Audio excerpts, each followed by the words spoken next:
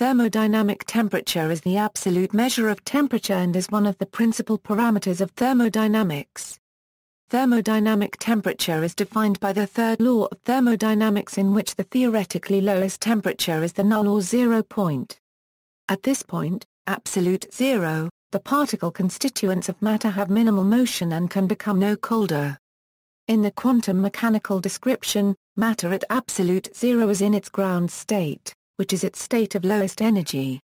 Thermodynamic temperature is often also called absolute temperature, for two reasons: 1, proposed by Kelvin, that it does not depend on the properties of a particular material. 2, that it refers to an absolute zero according to the properties of the ideal gas. The International System of Units specifies a particular scale for thermodynamic temperature. It uses the Kelvin scale for measurement and selects the triple point of water at 273.16 K as the fundamental fixing point. Other scales have been in use historically. The Rankine scale, using the degree Fahrenheit as its unit interval, is still in use as part of the English engineering units in the United States in some engineering fields. ITS 90 gives a practical means of estimating the thermodynamic temperature to a very high degree of accuracy. Roughly, the temperature of a body at rest is a measure of the mean of the energy of the translational, vibrational and rotational motions of matter's particle constituents, such as molecules, atoms, and subatomic particles. The full variety of these kinetic motions, along with potential energies of particles, and also occasionally certain other types of particle energy in equilibrium with these, make up the total internal energy of a substance. Internal energy is loosely called the heat energy or thermal energy in conditions when no work is done upon the substance by its surroundings, or by the substance upon the surroundings. Internal energy may be stored in a number of ways within a substance, each way constituting a degree of freedom. At equilibrium, each degree of freedom will have on average the same energy, whereas the Boltzmann constant, unless that degree of freedom is in the quantum regime.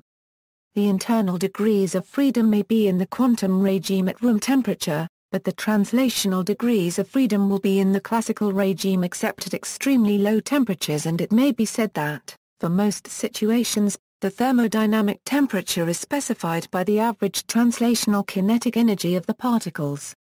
Overview: temperature is a measure of the random submicroscopic motions and vibrations of the particle constituents of matter.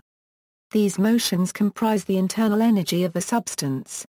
More specifically, the thermodynamic temperature of any bulk quantity of matter is the measure of the average kinetic energy per classical degree of freedom of its constituent particles. Translational motions are almost always in the classical regime. Translational motions are ordinary, whole-body movements in three-dimensional space in which particles move about and exchange energy and collisions.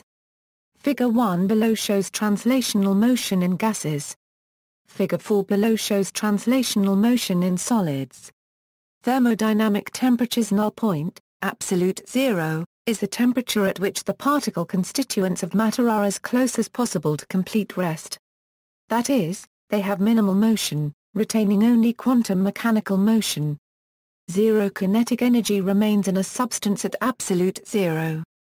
Throughout the scientific world where measurements are made in SI units, thermodynamic temperature is measured in kelvins.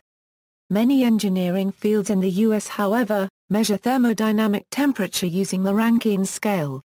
By international agreement, the unit Kelvin and its scale are defined by 2 points, absolute zero, and the triple point of Vienna standard mean ocean water. Absolute zero, the lowest possible temperature, is defined as being precisely 0 K under 273.15 degrees Celsius. The triple point of water is defined as being precisely 273.16 kelvins and 0.01 degrees Celsius. This definition does three things: it fixes the magnitude of the Kelvin unit as being precisely 1 part in 273.16 parts the difference between absolute zero and the triple point of water. It establishes that 1 Kelvin has precisely the same magnitude as a 1 degree increment on the Celsius scale. And, it establishes the difference between the two scales' null points as being precisely 273.15 kelvins. Temperatures expressed in kelvins are converted to degrees Rankine simply by multiplying by 1.8 as follows: tar degree Reaumur equals 1.8 Tk, where Tk and tar degree Reaumur are temperatures in Kelvin and degrees Rankine respectively. Temperatures expressed in degrees Rankine are converted to kelvins by dividing by 1.8 as follows: Tk equals tar degree Ra 1.8 equals practical realization equals. Although the Kelvin and Celsius scales are defined using absolute zero and the triple point of water, it is impractical to use this definition at temperatures that are very different from the triple point of water. ITS 90 is then designed to represent the thermodynamic temperature as closely as possible throughout its range. Many different thermometer designs are required to cover the entire range. These include helium vapor pressure thermometers, helium gas thermometers, standard platinum resistance thermometers and monochromatic radiation thermometers. For some types of thermometer, the relationship between the property observed and temperature is close to linear, so for most purposes a linear scale is sufficient, without point-by-point calibration. For others a calibration curve or equation is required. The Mercury Thermometer, invented before the thermodynamic temperature was understood, originally defined the temperature scale. Its linearity made readings correlate well with true temperature, that is, the Mercury temperature scale was a close fit to the true scale. The relationship of temperature, motions, conduction, and thermal energy equals the nature of kinetic energy, translational motion, and temperature equals the thermodynamic temperature is a measure of the average energy of the translational, vibrational, and rotational motions of matter's particle constituents. The full variety of these kinetic motions, along with potential energies of particles, and also occasionally certain other types of particle energy in equilibrium with these, contribute the total internal energy of a substance. Thus, internal energy may be stored in a number of ways within a substance. When the degrees of freedom are in the classical regime, the temperature is very simply related to the average energy of those degrees of freedom at equilibrium. The three translational degrees of freedom are unfrozen except for the very lowest temperatures, and their kinetic energy is simply related to the thermodynamic temperature over the widest range. The heat capacity, which relates heat input and temperature change, is discussed below. The relationship of kinetic energy, mass, and velocity is given by the formula E equals 1 to 2mv2. Accordingly, particles with 1 unit of mass moving at 1 unit of velocity have precisely the same kinetic energy, and precisely the same temperature, as those with 4 times the mass but half the velocity. Except in the quantum regime at extremely low temperatures, the thermodynamic temperature of any bulk quantity of a substance is directly proportional to the mean average kinetic energy of a specific kind of particle motion known as translational motion. These simple movements in the 3x, y, and z axis dimensions of space means the particles move in the 3 spatial degrees of freedom.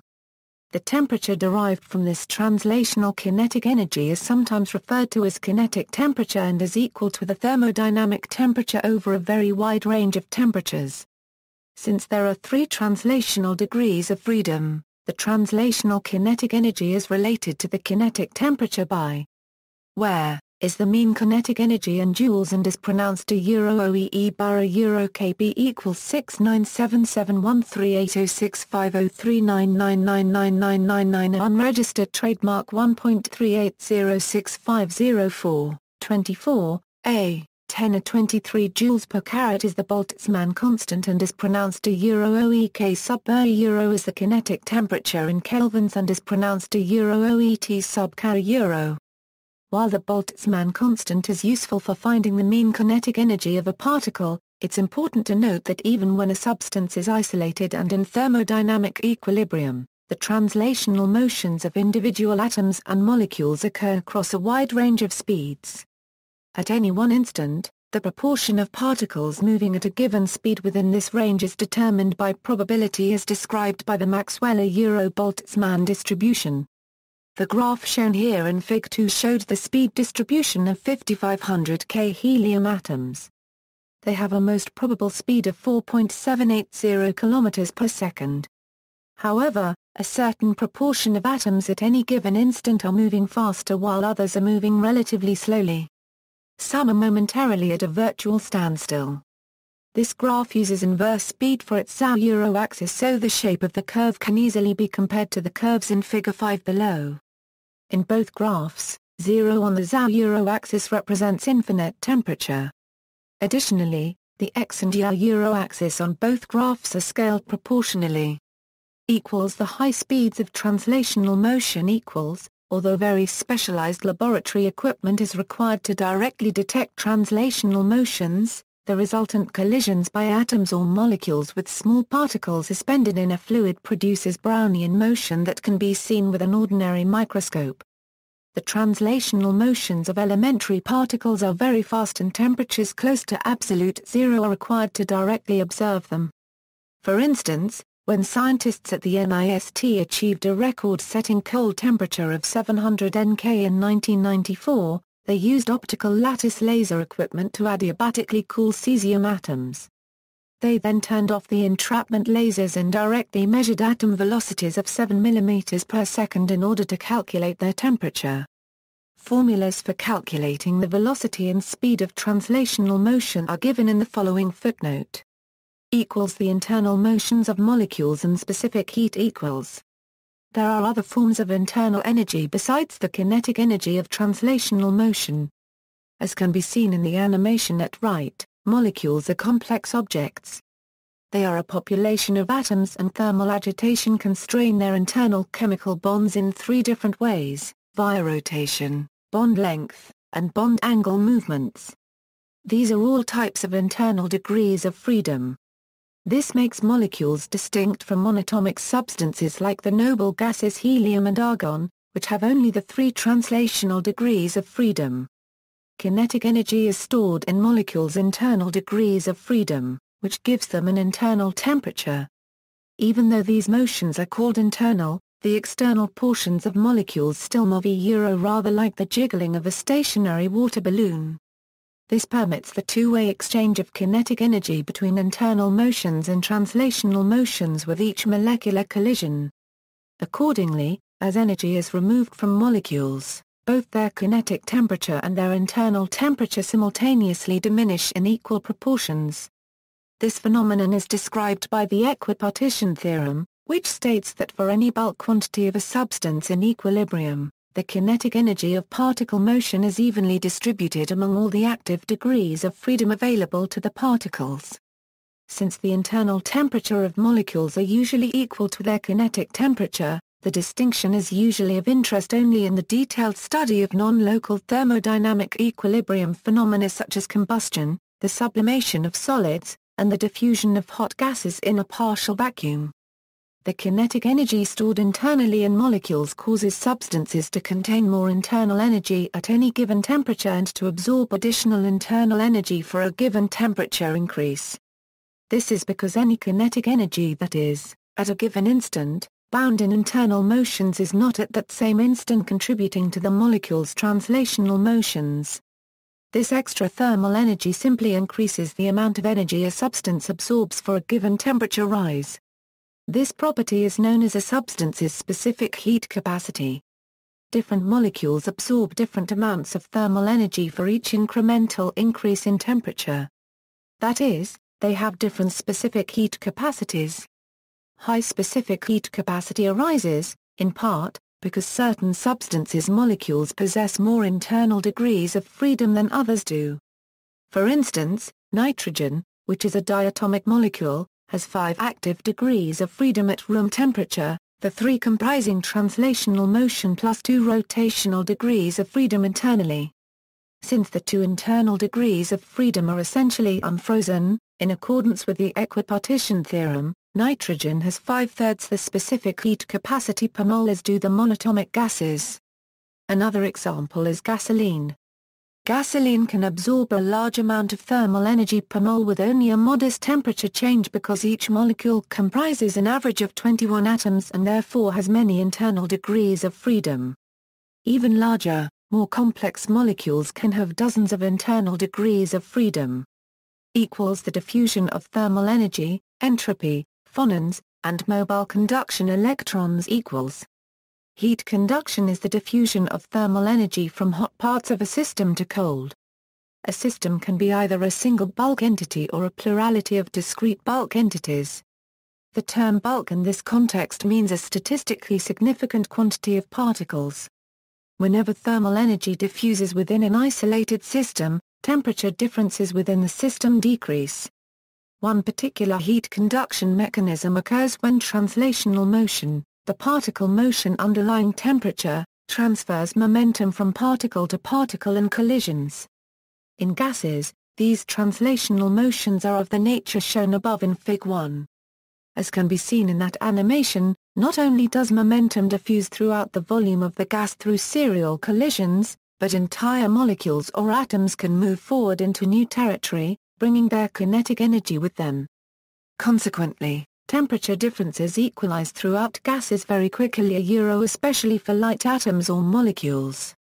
Convection speeds this process even more. Translational motion in solids, however, takes the form of phonons. Phonons are constrained, quantized wave packets that travel at a given substance's speed of sound.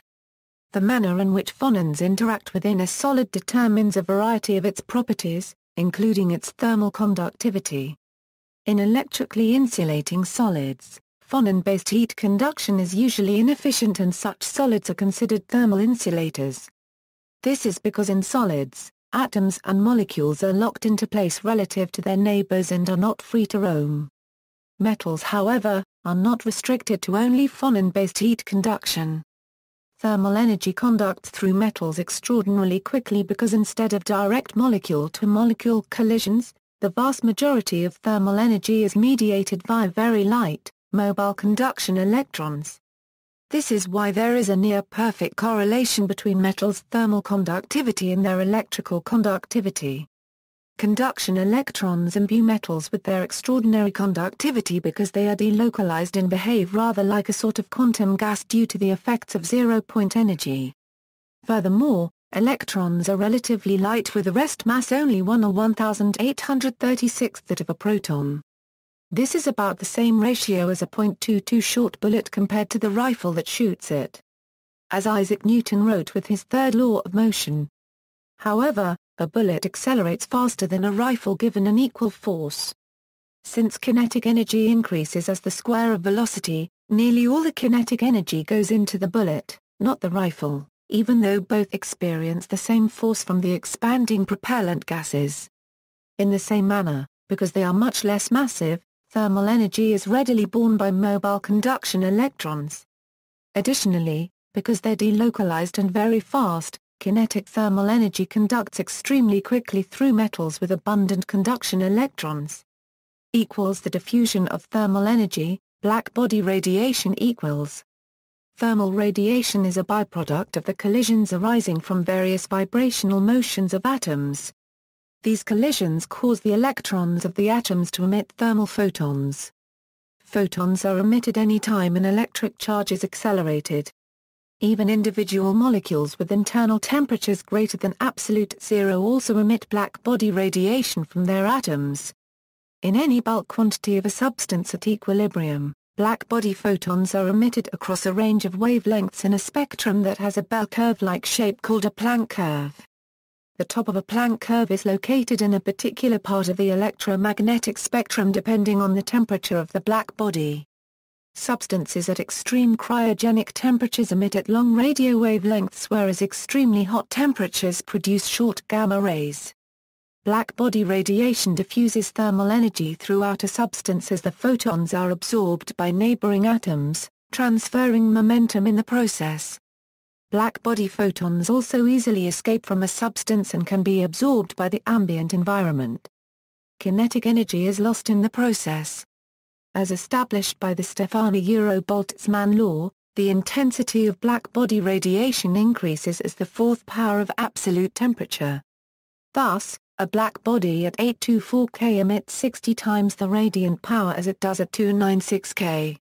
This is why one can so easily feel the radiant heat from hot objects at a distance. At higher temperatures, such as those found in an incandescent lamp, Blackbody radiation can be the principal mechanism by which thermal energy escapes a system. Table of thermodynamic temperatures, the full range of the thermodynamic temperature scale, from absolute zero to absolute hot, and some notable points between them are shown in the table below. A the 2500 K value is approximate. B for a true blackbody. Tungsten filaments are unregistered trademark emissivity is greater at shorter wavelengths, which makes them appear whiter. C effective photosphere temperature. D for a true blackbody. The Z-machine unregistered trademark S dominant emission originated from 40 mK electrons within the plasma. The heat of phase changes. The kinetic energy of particle motion is just one contributor to the total thermal energy in a substance. Another is phase transitions, which are the potential energy of molecular bonds that can form in a substance as it cools. The thermal energy required for a phase transition is called latent heat. This phenomenon may more easily be grasped by considering it in the reverse direction. Latent heat is the energy required to break chemical bonds. Almost everyone is familiar with the effects of phase transitions. For instance, steam at 100 degrees Celsius can cause severe burns much faster than the 100 degrees Celsius air from a hairdryer. This occurs because a large amount of latent heat is liberated as steam condenses into liquid water on the skin. Even though thermal energy is liberated or absorbed during phase transitions, pure chemical elements, compounds, and eutectic alloys exhibit no temperature change whatsoever while they undergo them. Consider one particular type of phase transition, melting. When a solid is melting, crystal lattice chemical bonds are being broken apart. The substance is transitioning from what is known as a more ordered state to a less ordered state. In Fig. 7, the melting of ice is shown within the lower left box heading from blue to green. At one specific thermodynamic point, the melting point, all the atoms or molecules are, on average, at the maximum energy threshold their chemical bonds can withstand without breaking away from the lattice. Chemical bonds are all or nothing forces, they either hold fast, or break. There is no in-between state. Consequently, when a substance is at its melting point, every joule of added thermal energy only breaks the bonds of a specific quantity of its atoms or molecules, converting them into a liquid of precisely the same temperature. No kinetic energy is added to translational motion. The effect is rather like popcorn. At a certain temperature, additional thermal energy can't make the kernels any hotter until the transition is complete. If the process is reversed, thermal energy must be removed from a substance. As stated above, the thermal energy required for a phase transition is called latent heat.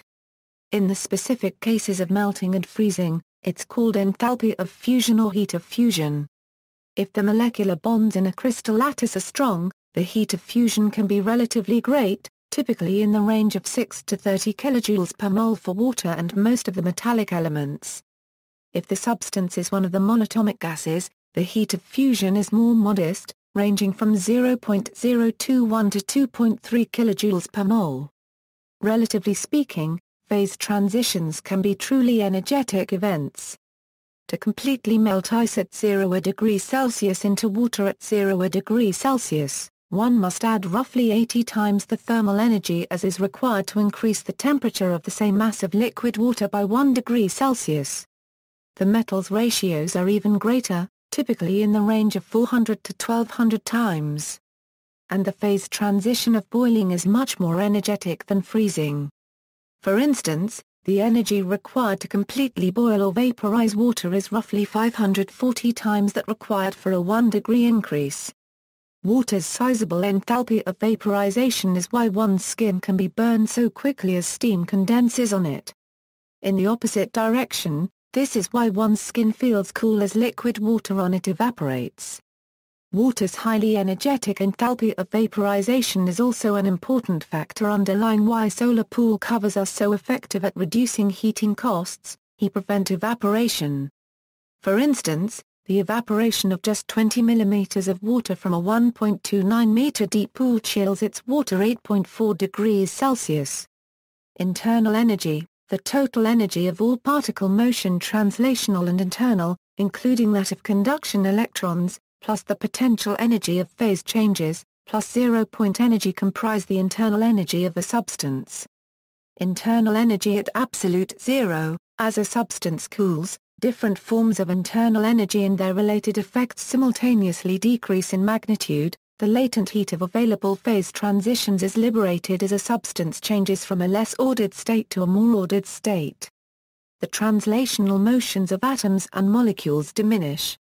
The internal motions of molecules diminish. Conduction electrons travel somewhat slower. And blackbody radiation's peak emittance wavelength increases. When the particles of a substance are as close as possible to complete rest and retain only ZP-induced quantum mechanical motion, the substance is at the temperature of absolute zero. Note that whereas absolute zero is the point of zero thermodynamic temperature and is also the point at which the particle constituents of matter have minimal motion, absolute zero is not necessarily the point at which a substance contains zero thermal energy. One must be very precise with what one means by internal energy. Often, all the phase changes that can occur in a substance will have occurred by the time it reaches absolute zero. However, this is not always the case. Notably, T=0 helium remains liquid at room pressure and must be under a pressure of at least 25 bar to crystallize. This is because helium's heat of fusion is so low that the motion-inducing effect of zero-point energy is sufficient to prevent it from freezing at lower pressures. Only if under at least 25 bar of pressure will this latent thermal energy be liberated as helium freezes while approaching absolute zero. A further complication is that many solids change their crystal structure to more compact arrangements at extremely high pressures. These are known as solid-solid phase transitions wherein latent heat is liberated as a crystal lattice changes to a more thermodynamically favorable, compact one. The above complexities make for rather cumbersome blanket statements regarding the internal energy in T=0 substances. Regardless of pressure though, what can be said is that at absolute zero, all solids with the lowest energy crystal lattice such those with the closest packed arrangement contain minimal internal energy, retaining only that due to the ever-present background of zero-point energy. One can also say that for a given substance at constant pressure, absolute zero is the point of lowest enthalpy. Lastly, it is always true to say that all T=0 substances contain zero kinetic thermal energy. Practical applications for thermodynamic temperature. Thermodynamic temperature is useful not only for scientists, it can also be useful for laypeople in many disciplines involving gases. By expressing variables in absolute terms and applying Guy-Lasoc's law of temperature-pressure proportionality, solutions to everyday problems are straightforward. For instance, calculating how a temperature change affects the pressure inside an automobile tire. If the tire has a relatively cold pressure of 200 kPa gauge, then in absolute terms, its pressure is 300 kPa absolute. Room temperature is 296 kelvins. If the tire pressure is 20 degrees Celsius hotter, the solution is calculated as 316 Ca 296 carats equals 6.8% greater thermodynamic temperature and absolute pressure. That is, a pressure of 320 kPa absolute, which is 220 kPa gauge. Definition of thermodynamic temperature. The thermodynamic temperature is defined by the second law of thermodynamics and its consequences. The thermodynamic temperature can be shown to have special properties, and in particular can be seen to be uniquely defined by considering the efficiency of idealized heat engines. Thus the ratio T2 per ton 1 of 2 temperature list 1 and T2 is the same in all absolute scales. Strictly speaking, the temperature of a system is well defined only if it is at thermal equilibrium. From a microscopic viewpoint, a material is at thermal equilibrium if the quantity of heat between its individual particles cancel out. There are many possible scales of temperature, derived from a variety of observations of physical phenomena. Loosely stated, temperature differences dictate the direction of heat between two systems such that their combined energy is maximally distributed among their lowest possible states. We call this distribution entropy. To better understand the relationship between temperature and entropy, consider the relationship between heat, Work and temperature illustrated in the Carnot heat engine. The engine converts heat into work by directing a temperature gradient between a higher temperature heat source, TH, and a lower temperature heat sink, TC, through a gas-filled piston. The work done per cycle is equal to the difference between the heat supplied to the engine by TH, QH, and the heat supplied to TC by the engine, QC. The efficiency of the engine is the work divided by the heat put into the system, or where WCY is the work done per cycle. Thus the efficiency depends only on QC/QH. Carnot's theorem states that all reversible engines operating between the same heat reservoirs are equally efficient. Thus, any reversible heat engine operating between temperatures T1 and T2 must have the same efficiency, that is to say, the efficiency is the function of only temperatures. In addition, a reversible heat engine operating between temperatures T1 and T3 must have the same efficiency as one consisting of two cycles, one between T1 and another temperature T2, and the second between T2 and T3.